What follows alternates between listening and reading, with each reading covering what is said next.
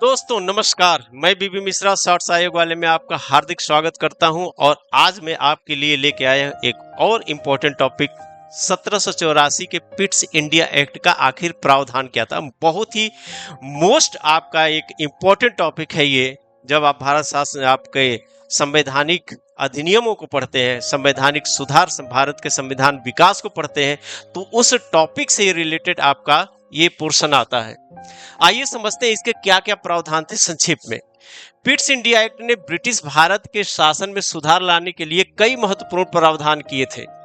बंबई और मद्रास की presidency governor general के अधीन होनी थी। इसमें निम्नलिखित शामिल किए गए क्या क्या प्रावधान था। सबसे पहले ब्रिटिश उपनिवेश। 1784 के पिट्स इंडिया एक्ट ने ब्रिटिश सरकार को ईस्ट इंडिया कंपनी पर नियंत्रण प्रदान किया, जिससे यह राज्य के अधीन हो गई। भारत में कंपनी के क्षेत्रों को ब्रिटिश उपनिवेश कहा जाने लगा। यहीं से प्रश्न बनता है कि ब्रिटिश उपनिवेश कब से कहा जा रहा है, तो 1784 के पिट्स इंडिया एक्ट से। नियंत्रण बोर्ड, ये मोस्ट इंपॉर्टेंट है, मैं लिख दे रहा हूं, very very most important topic है। यहां से क्वेश्चन बनते हैं कि नियंत्रण बोर्ड ऑफ कंट्रोल की स्थापना कब होती है, तो 1784 के पिट्स इंडिया एक्ट से। और याद रखिएगा, यहीं से दोहरी सरकार की स्थापना होती है।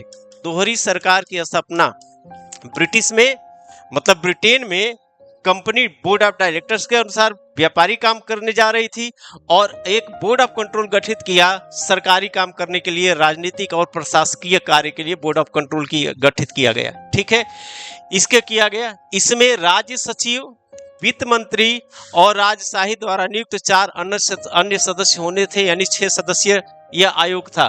बोर्ड की शक्तियां, बोर्ड को ईस्ट इंडिया कंपनी के सभी नागरिक, सैन्य और राजस्व मामलों की निगरानी करने का व्यापक अधिकार प्रदान कर दिया गया था।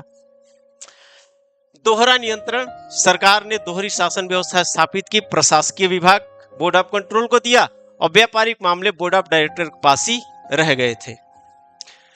गवर्नर जनरल का अधिकार, पिट्स 1774 के भारतीय अधिनियम ने भारत में गवर्नर जनरल परिषद के सदस्यों की संख्या 4 से घटाकर 3 कर दी और इसके कारण गवर्नर जनरल का अधिकार क्षेत्र बढ़ गया।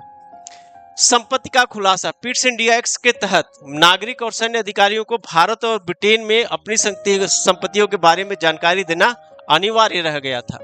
तो इसी प्रकार हम आज से जरूर जुड़े रहिए, हमें शेयर जरूर करिएगा। बहुत मोस्ट इंपॉर्टेंट टॉपिक है। बहुत बहुत धन्यवाद।